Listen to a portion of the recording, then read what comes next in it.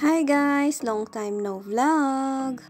Last month pa tong video na to guys at sumama kami sa trip sa southern part ng Israel kung saan ay sa Negev. First time ko palang makapunta dito at first time ko ring makasakay ng camel. At nakasakay na nga po kaming lahat at ayan.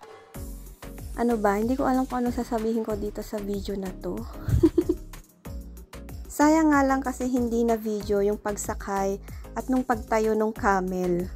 Sobrang nakakakaba lang nung pagtayo ng camel kasi para kang mahuhulog sa harap.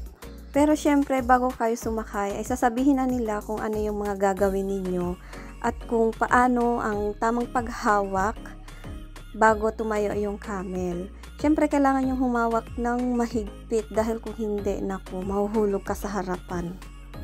At ayan na nga guys, nagsimula na nga kaming lumakbay. Lumakbay! Sobrang ganda ng araw na yan kasi hindi masyadong mainit. Sakto lang din yung lamig. Di ko alam kung may 30 minutes ba yung nilakbay namin. Dahil guys, sobrang sakit sa sa singit. Hindi ko alam kung ako lang ba. At saka masakit din siya sa puwet. At masakit sa paa. Pero nag-enjoy naman kami. Kailangan mo nga lang tiisin yung amoy ng camel. Kasi ilang taon na yata silang hindi naliligo. Nag-enjoy naman kami pero may part na nakakaawa naman sila. So ayun lang guys. Thank you for watching. Bye!